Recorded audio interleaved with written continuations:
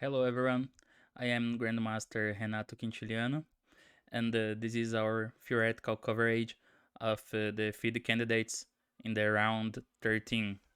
It's the penultimate round, and I will start by the most important game of the round of the day, which decided the tournament.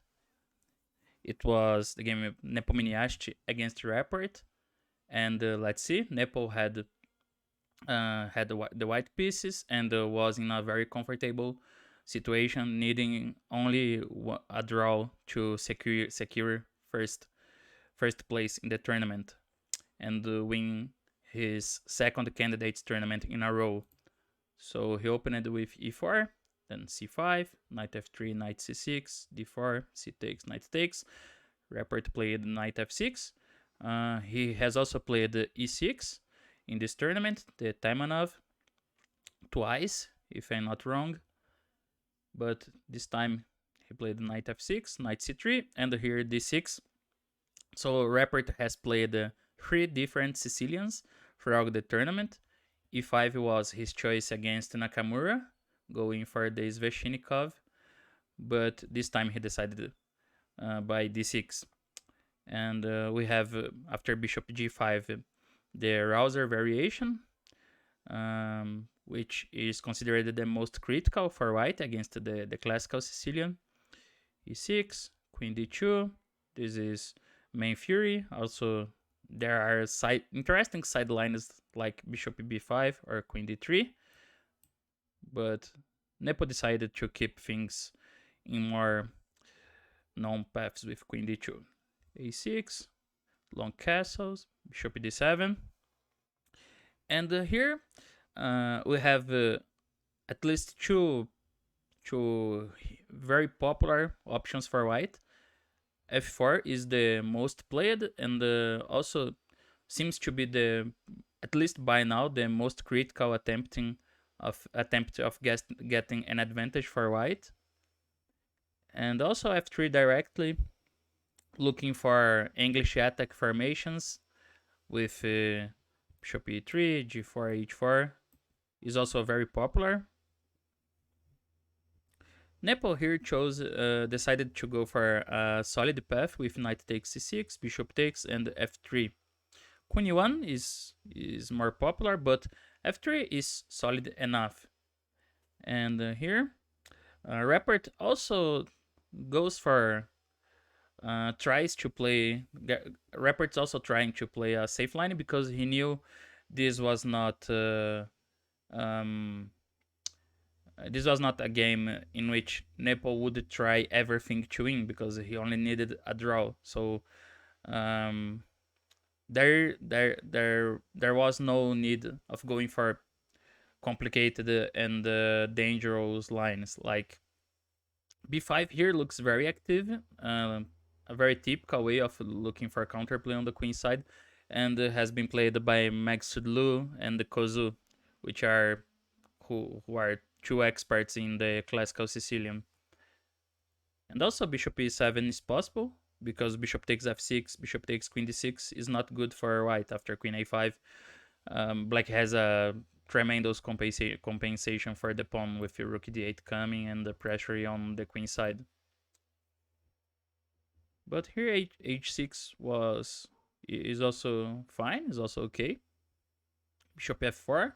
The retreat to h4 allows knight takes e4, which simplifies the position. Knight takes, queen takes h4, knight takes, bishop takes, queen takes, and rook d8, and the black is at least fine in the erasing endgame after exchanging everything on d8. So here bishop f4, and now black strikes in the center with d5. Very typical, very good move for black. Queen e1, increasing the tension on the d5, or keeping this tension and increasing. In case of e takes d5, knight takes bishop e5, black is completely fine after queen a5. So after something like knight takes d5, queen takes d2 check, rook takes bishop d5, I see no problems for black.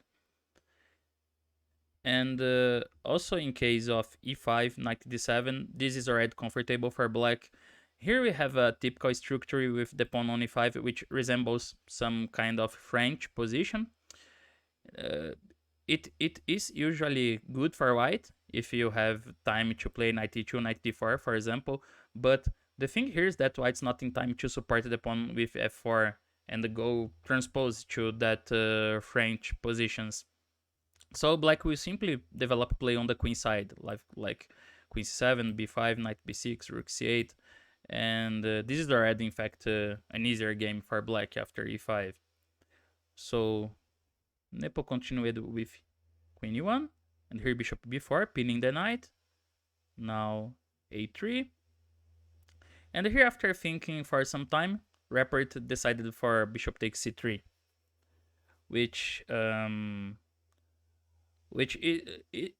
seems objectively safer for black. Nepo said after the game that after this move, white has a very nice position, but the alternative, bishop a5, could be also a bit dangerous. So, despite playing solid chess in this round as white, Nepo was also looking for a battle if Rapport tried to push the situation, tried to force him to be more concrete and playing a more principled way. Because after bishop a5, there are some options here. Bishop d2 and e takes d5. E takes d5 is very interesting because after there is an idea here, but I will show other options first. For example, bishop d2 was played by Karpov, but after rook c8, queen g3, d4, the position became complicated, but black was doing well because Karpov played bishop e3 here. This looks strong, but there is bishop c7, very nice resource since white can't play rook, queen takes g7. So the game went f4, knight h5, queen g4, and the queen f6, solving everything. Rook takes d4, bishop f4, and after exchanging all the pieces on f4, black is already in a more pleasant position, and black won. So another line here is e takes d5, knight takes, and b4. Because this looks very strong at first sight. The idea is that if the bishop retreats, white plays knight takes d5 and c4 and wins a piece. But here there is knight takes f4, very nice idea. Rook takes d8, bishop takes d8. When black probably has enough compensation for the queen here, the weak dark squares around the white king can be a problem, and black is able to get nice coordination for his pieces as well. But the most critical line here is b4. And when bishop b6, e takes d5, knight takes d5 would be bad because of knight takes, bishop takes, and c4. And the white should win a piece here. But there is bishop takes d5, and here bishop e5.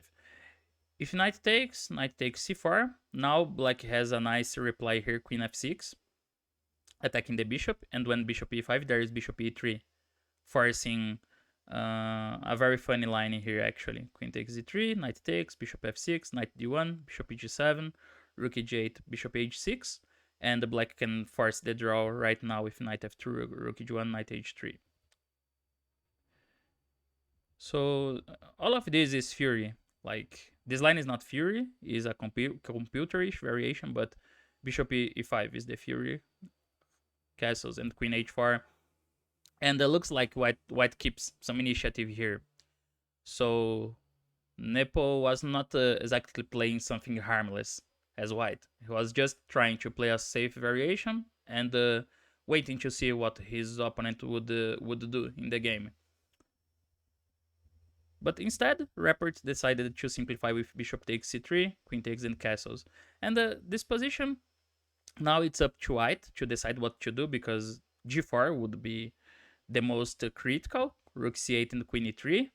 This is a double-edged game, but now both sides have chances. I mean, white will try on the king side, and black goes to the queen side, and the position can become complex.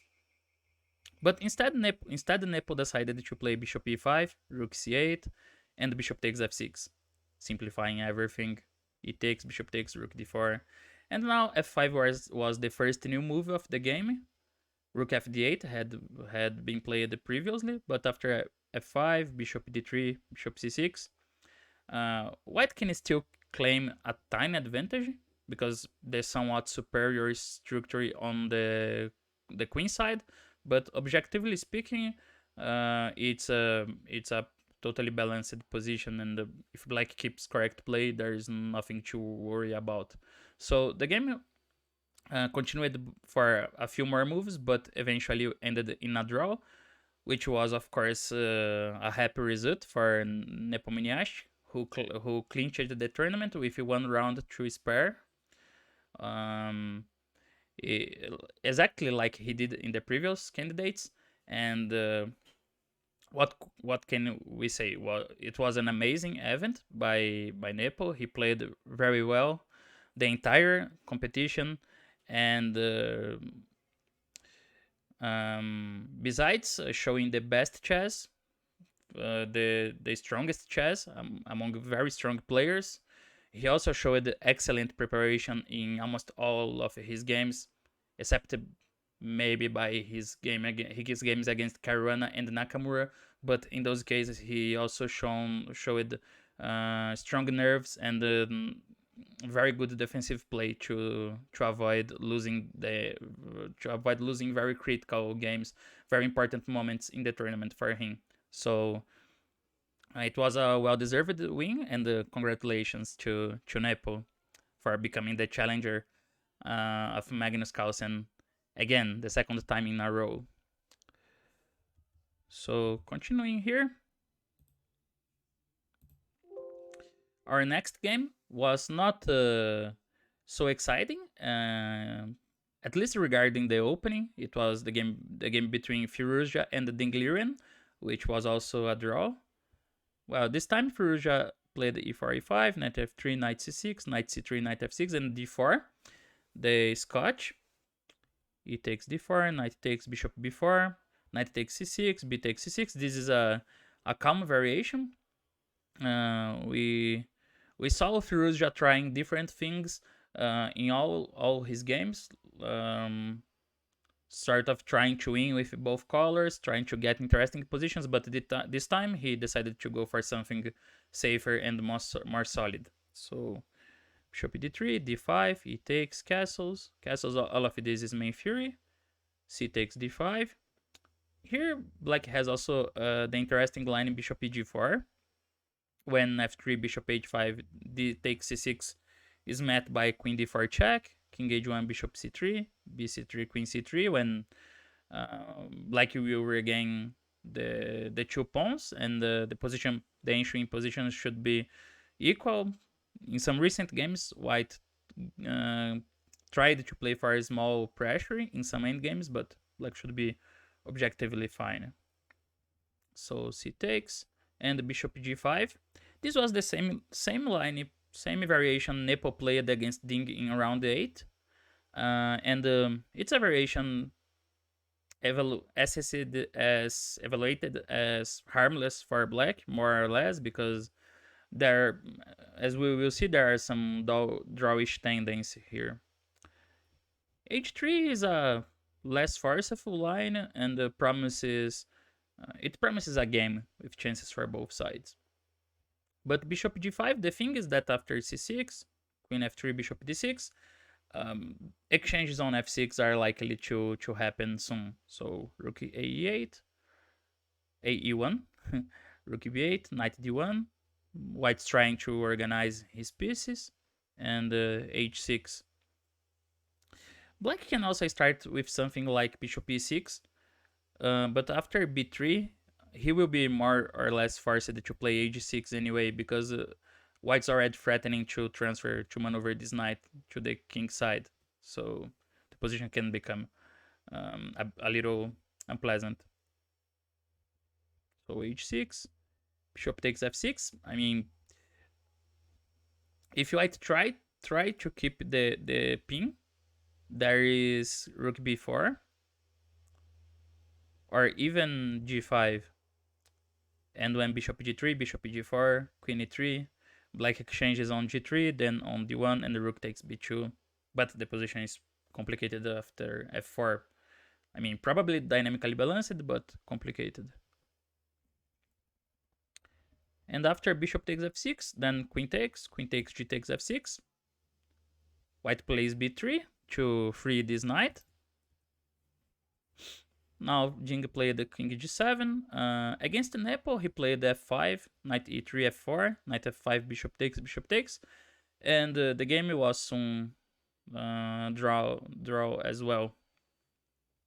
This time he played the king g7, knight e3, rook e8, knight f5, bishop takes, rook e5. And here bishop g4 was a new move. But another game by Ding went bishop d7, this one against Rapport 3 years ago. Then rook b6, g3, but the game eventually was drawn because, as we can see here, there is opposite colored bishops, and it's very difficult to make progress for any side. So both sides have to play. Both sides have a solid position, and that's it. The position is probably going to be a draw. So after bishop g4, Ding played h5. It's a pawn sacrifice, but was probably not forced, like rook b4, bishop f3.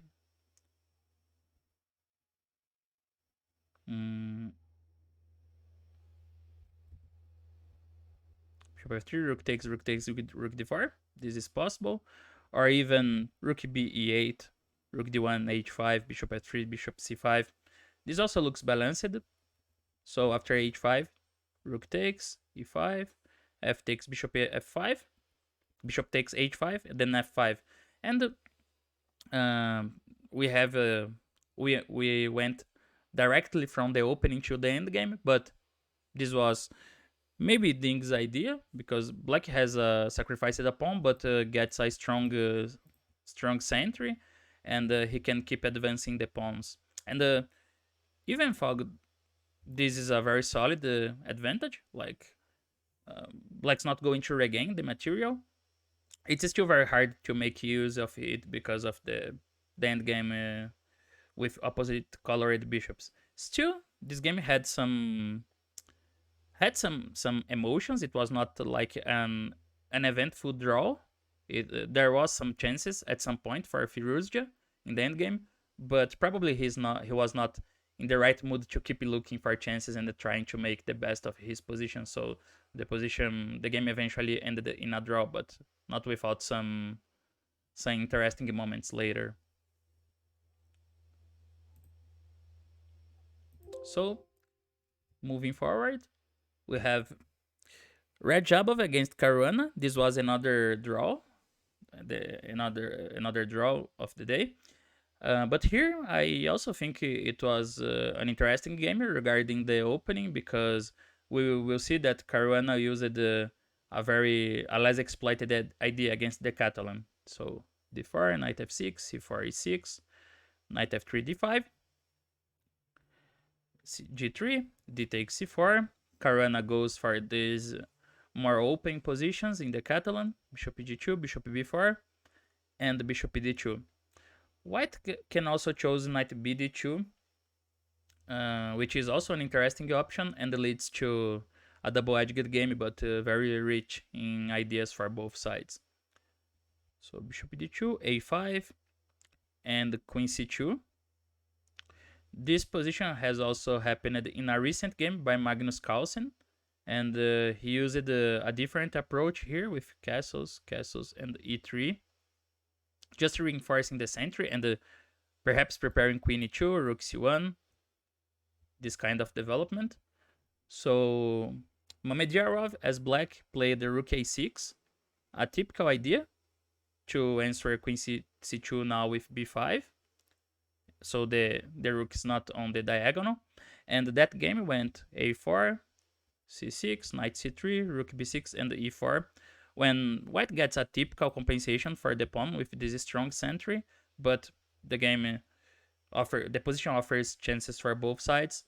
But still, in the end, Carlsen played very, very nice and won a very nice game as well. But Radjabov chose Queen c2, and then castles by Caruana is a natural move, but it's much less exploited than other moves in this position. Bishop takes d2, check is the most played, is more popular, when white can choose between knight bd2 and b5, or queen d2 and c6 now, preparing b5 with similar positions and a complex fight with chances for both sides, but very complex positions. But knight c6 is the second most played, and even b5 or b6 are more popular than the move played in the game, castles. So queen takes c4 was played, and here, if white continues with bishop takes d2, knight bd2, this position is very, if black continues this way, this position is obviously more comfortable for white. It will be very easy to increase the pressure here with rook c1. If the knight goes to c6, white can play at some point e3, knight e5 after proper preparation, or white can play the pawn to e4, grabbing more space in the center. So this tends to offer an easier game for white. But that was not Caruana's idea. His idea is b6. An interesting pawn sacrifice, preparing bishop a6, which is not totally new. This has been seen in a few games, but it's kind of such a less exploited option that probably came as a little surprise for Radjabov. So he played the bishop takes b4, and here bishop a6 is a nice intermediate. Queen b3, a takes b4, queen takes. And now the idea is that black keeps playing very actively, showing very energetic play. So c5. Something passive like knight c6, queen d2 is simply better for white. It will be very easy to consolidate white's position here. So c5. And Radjabov played d takes c5. In case of queen d2, Caruana could force him to accept the pawn by means of knight c6, transpose into the game. But d takes c5, then knight c6. So Caruana first sacrificed the 1, then 2, and now he offers the third pawn. Queen d2 was played by Radjabov after some thinking. I mean, white could play queen takes b6, but after queen c8, the position is very, very complex, in my opinion, because white has 3 pawns up. White is 3 pawns up, but he suddenly has a very poor development, has some serious lack in development, and the queen is misplaced, as black is already threatening rook a b8, trapping the queen on the queen side. After making some analysis that I will show you, it's possible to see that maybe white is still playing for an advantage. But over the board, it's very difficult to go for such a position because, practically speaking, I would be a bit scared of such a position against a strong player because there are too many active ideas for black here. So it's very easy to go wrong and suddenly get into trouble as white. This would be the case if Radjabov had to decide go for this position against Caruana. But the thing is that this position was 100% prepared by Caruana. So you're not even playing this against Caruana. You're playing against, I don't know, Stockfish or Lila Chess. So against the computer, if against a very strong player, it is already so difficult and looks scary to go for such a complicated position. So for a position like this, against the computer is simply impossible. So it's very understandable to me that Radjabov refused this position. He probably calculated a few lines, but His feeling that the position could be dangerous told him that it was better to avoid going for this position. But some analysis suggest that white has enough resources to keep the control. So, for example, queen b3, then e5. Black keeps creating threats like e4, followed by knight d4. And after castles, for example, there is a funny line here with e4, knight g5, knight d4, queen e3. This is already a mess because, as you can see, knight c2 can be considered as already.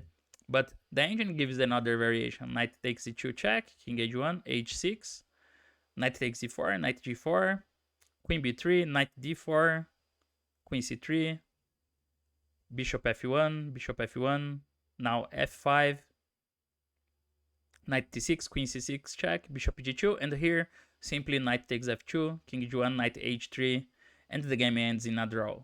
If bishop takes knight e2 wins the queen, if king f1, queen a6, so king f1, knight f2.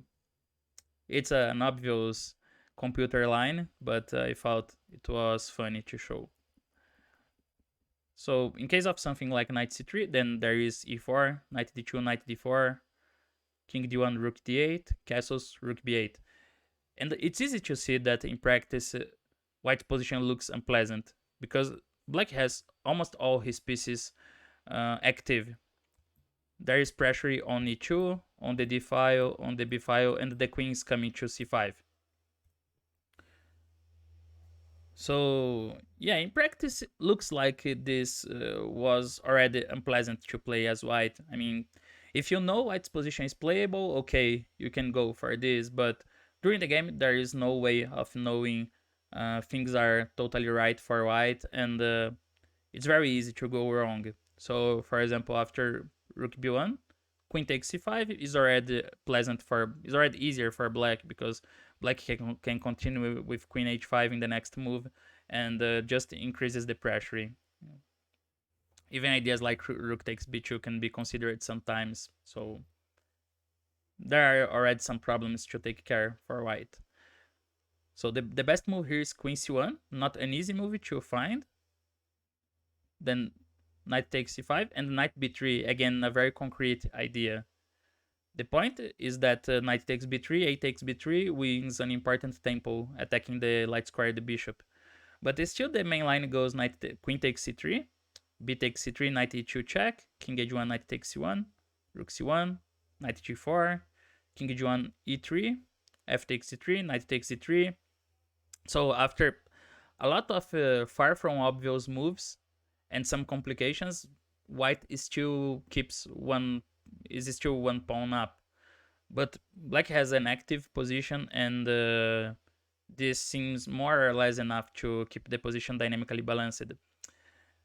But the thing here is that even my analysis can't be totally trusted, because I noted that in many positions the engine keeps changing the evaluation, and it doesn't understand at first sight what is exactly going on. So this shows how difficult it was for Radjabov to go for such a position over the board, knowing that his opponent was very well prepared and he was having to find the moves over the board. So totally understandable.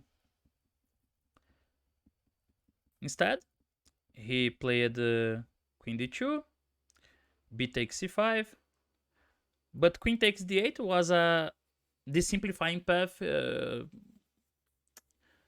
Is safe, but we will see it's also totally harmless for black. A better try would be castles, but I think Radjabov was also worried about queen b6, for example, when black keeps the queen and can start active play. For instance, something like knight c3, rook f d8, queen c2, rook a b8, when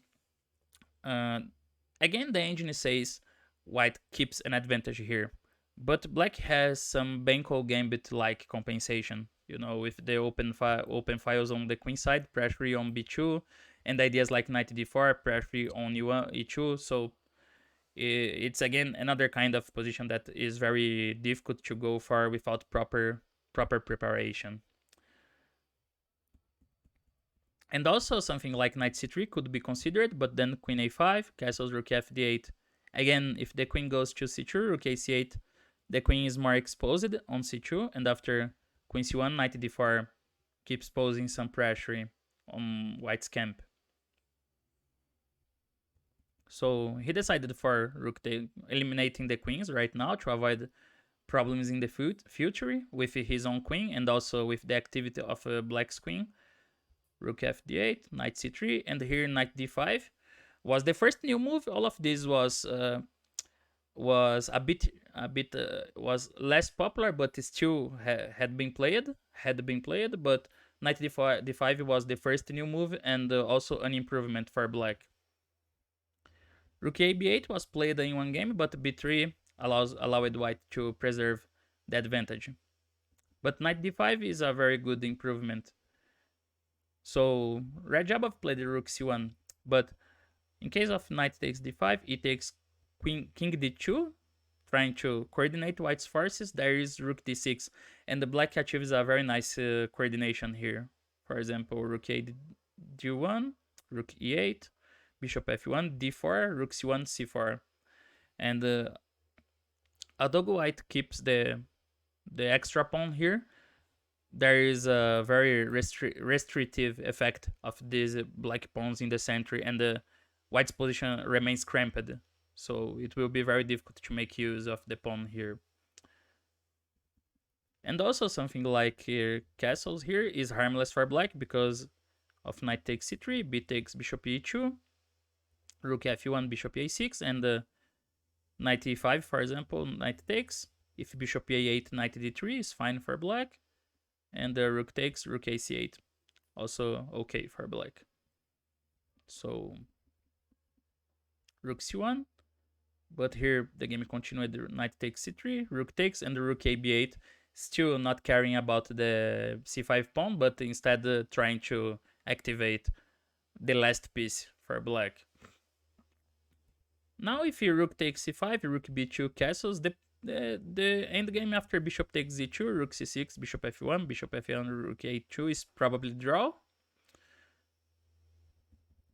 And after b3, Caruana played the knight b4 here, another very good move, because in this position, basically white has no time to mobilize his forces and should give back the material. So Radjabov played knight d2, knight takes a2, rook c2, forcing the knight to go back to b4 first. Then rook takes c5, but here rook bc8. Exchanging the rooks. All of this looks more or less preparation. So we are continuing despite having already an endgame on the board, but now knight c4 was played by Radjabov, and this is already kind of a draw offer here, you know, because after bishop takes, b takes rook c4, so the game was drawing a few moves. White could try a bit with f4 here, but after f5, king f2, rook c2, rook d1, king f8, for example, black keeps a nice pressure on the 7th rank on the e2 pawn, and the b3 is well blockaded, so looks like white can try, but it will be still very difficult to make use of the pawn advantage here. So Radjabov just gives back the pawn, and the endgame is draw. So I think this was the quickest game to end in the round, but it was not without any interesting moment, at least in the opening. So it was an interesting game anyway. And let's finish with the only win in this round, which was by Nakamura against Duda. So let's see what happened in this game. e4 c5, knight f3 d6, d4 c6, knight takes, knight f6, knight c3 a6. We have this. We have a Najdorf. Duda has played Petrov against Firouzja, but mostly played Najdorf in, if I'm not wrong, in 3 occasions in this tournament. Bishop e3, e5, and knight f3. Nakamura repeated the line he played against Firouzja, and he won a nice game against Firouzja using this knight f3 variation instead of knight b3. which was played by Caruana against Duda. So bishop e7, which is more common than knight c6. Knight c6 was Firouzja move, and is also playable, but bishop e7 is more popular. And here Nakamura played h3. Nakamura has shown very excellent preparation in this candidates tournament. He got interesting positions in almost all his games with both colors, and he's surely very well prepared. So he plays h3 here, which is a sideline, is not the most played move, but according to Grandmaster Shankland, this move became fashionable recently. Bishop c4 is by far the most played. Is the very a big main line here in this variation. But h3 was interesting, and here Duda played h6 after some thinking, also going for a less exploited path. Bishop e6 is more popular, but here I'm not totally sure, but I suppose Nakamura could have considered to play g4 in this position, because we have seen some similar ideas with h3 and the g4 and in different positions of the Najdorf recently. So g4 could be tried here, because after h6, for example, g5, h takes g5, knight takes g5, we have a very similar position to which could arise in a different move order in the h3 line of the Najdorf. I think the main difference is that in that line the bishop is on c8 and not on e6, so it's not the same thing. This is double-edged. It's not like better for white, or objectively it's fine. But I think if this was Nakamura idea, and maybe Duda has considered, maybe this idea has crossed Duda's mind during the game, then it makes sense that he wanted to avoid such a complicated position against a very well prepared opponent. So it makes sense that he didn't go for this line, knowing that Nakamura surely had something prepared in this position. Instead, he plays h6, which is a very useful move. Actually, this kind of prophylactic h6 move was introduced by Geary in his Najdorf course. These ideas of playing h6 before white goes g4. The point is that if white plays g4, the pawn is already useful on h6, but most importantly is that black has not committed the bishop to e6 yet. So this idea would lose some power, and the bishop sometimes can go to b7. But this is an important and very interesting finesse to know for Najdorf players. Well, after h6, Nakamura continued with bishop c4. And here bishop e6 was played, because now it's different. Now white has already played the bishop to c4, so it's not the same case. In case of castles, then in this case white can try the intended idea with g4. That makes more sense here because the king is on g8 already. Or simply play knight h4, more or less like in the game, because this is a typical idea when black commits the king side with h6. So in such cases, white tries to exploit the slightly weakened king side, maneuvering this knight. But bishop e6 was played, and Nakamura played bishop b3. We shouldn't fear this exchange on e6 because black has a strong sentry and covers the important light squares. So bishop b3, and here knight c6 was played by Duda. In his notes to chess.com, Shankland recommends castles here, and he says this should be fine for black. Maybe Duda was still worried about g4, but I decided to continue the line for a few moves, and after knight c6, rook g1, rook c8, we just allow white to play g5, h takes, And if knight takes g5, for example, black has bishop takes b3, a takes, and knight b4. And surprisingly, this position is already much better for black, because it's not easy for white to keep increasing the pressure on the king side. And so black can place queen c7, rook f d8, and prepare d5 with a very good position for black, because this king will like a safe square now. And in case of bishop takes g5, rook e8, bishop h6, bishop f8, I know that at first sight black's position might look scary for you, but actually this is fine. Actually black has a nice position and the king side is safe enough. Another idea that I considered watching the game was knight bd7, knight h4, and the rook c8. But here, after something like queen d3, knight c5, bishop takes, rook takes, this was black's idea, knight c5, long castles. Looks like white can keep some pressure here with knight f5 and the g4 ideas at some point. So this still looks a bit easier for white.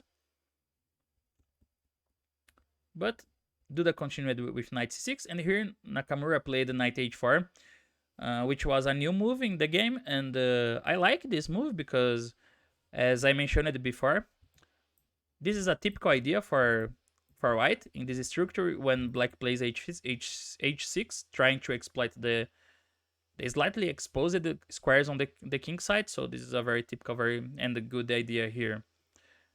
Knight d5 was played in a previous game, but that didn't pose serious problems for black. So knight h4 and knight a5 was how Duda reacted in this position. I would be a bit afraid of allowing the knight to get on g6 like in the game, but looks like with correct play this is still fine for black. Knight takes d4 creates some complications, but it's probably balanced after bishop takes d6. Also, an interesting line is knight takes d4 when black replies with d5, not taking the knight on h4 immediately, of course, because of the d6 pawn.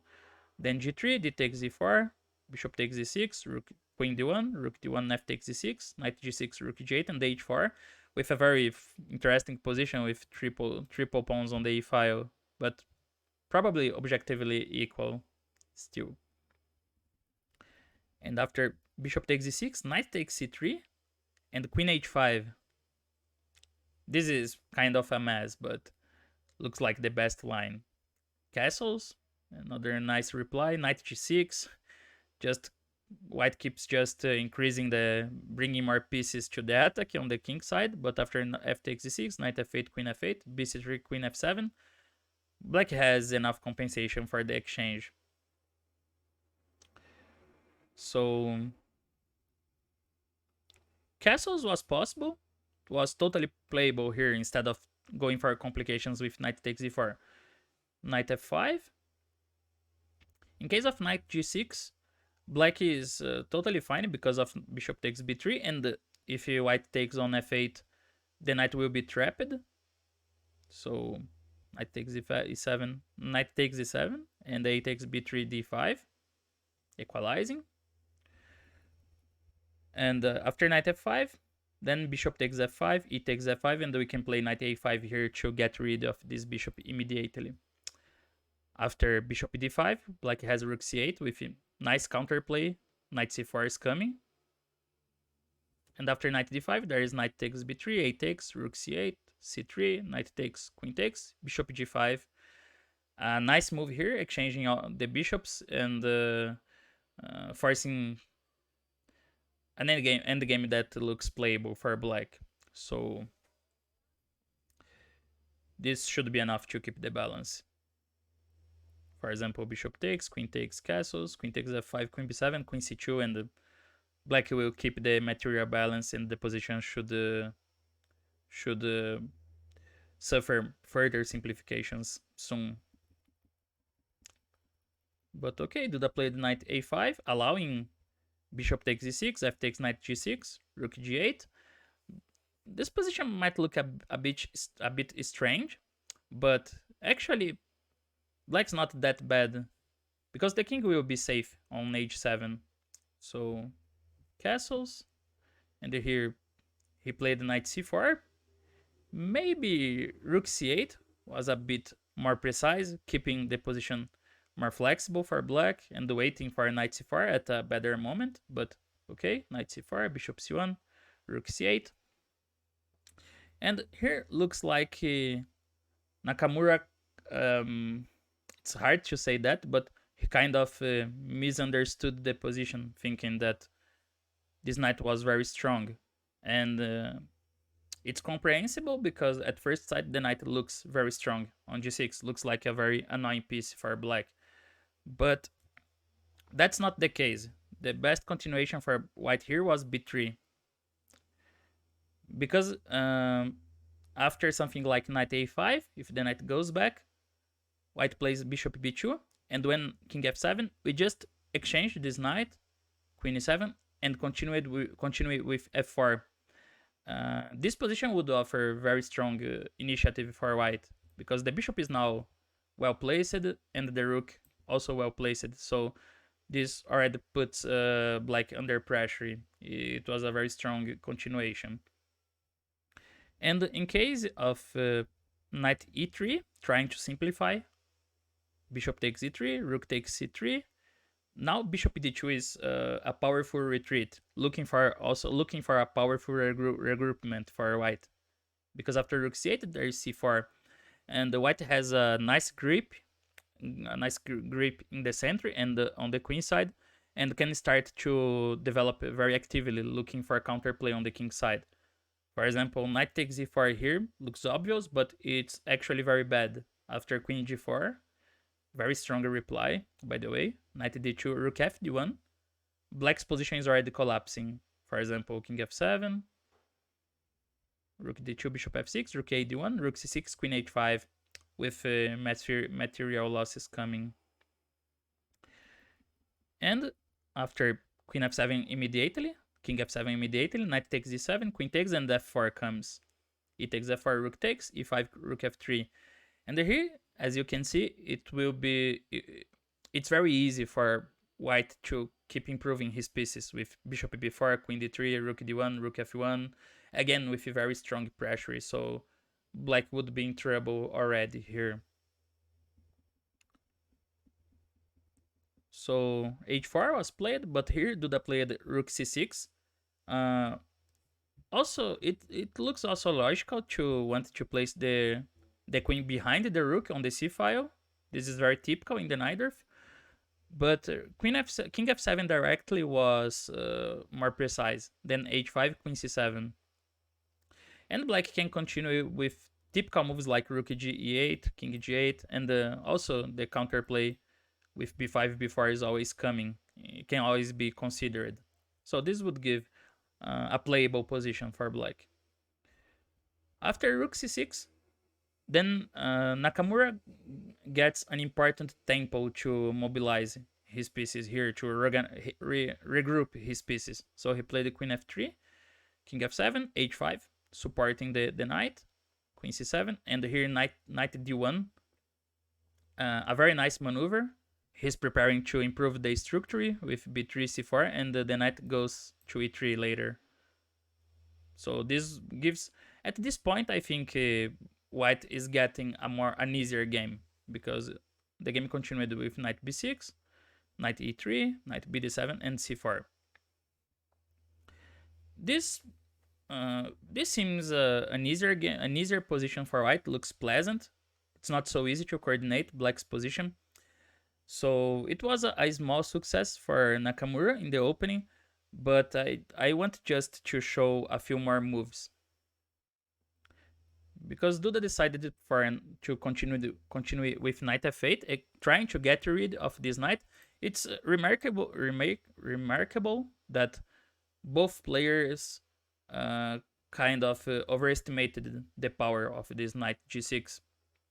So Nakamura did spend 2 tempos with h4, h5 to support this knight, and now Duda is also trying to get rid of this knight.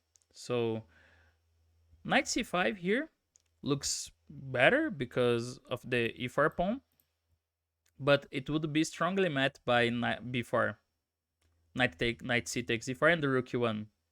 And white has excellent compensation for the pawn. For example, knight g5, queen e2, and white will continue with bishop b2, f4, for example, and very active play. So this wouldn't be good for black.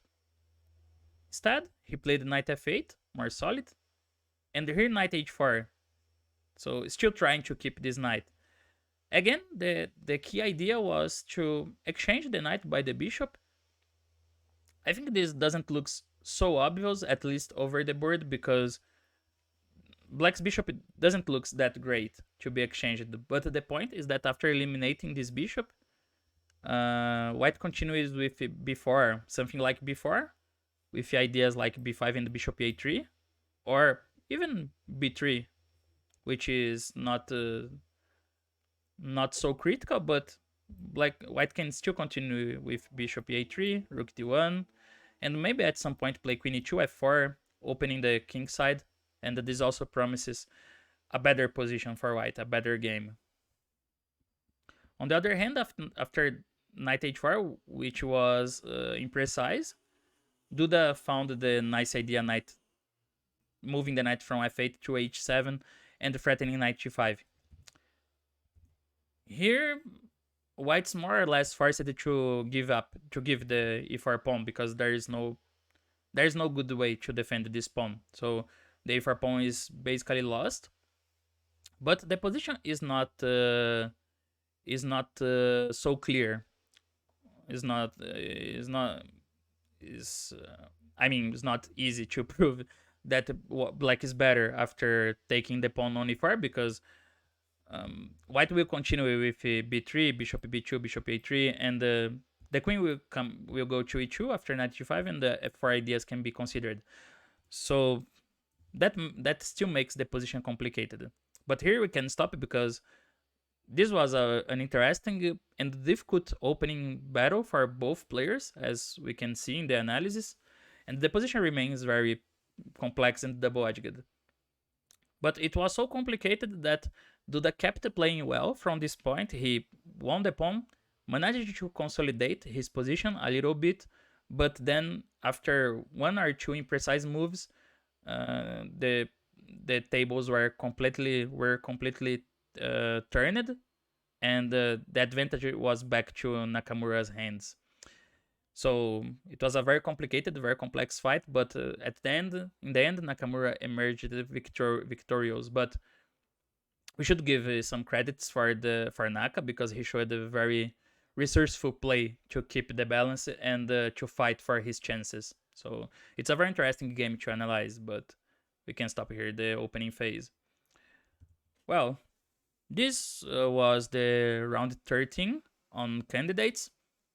We had the definition of the winner, which was Nepomniachtchi, but the games were still interesting in the opening, and the players kept bringing ideas for his games. So let's see what happens in the last round of this great tournament, full of interesting games, and thanks for watching.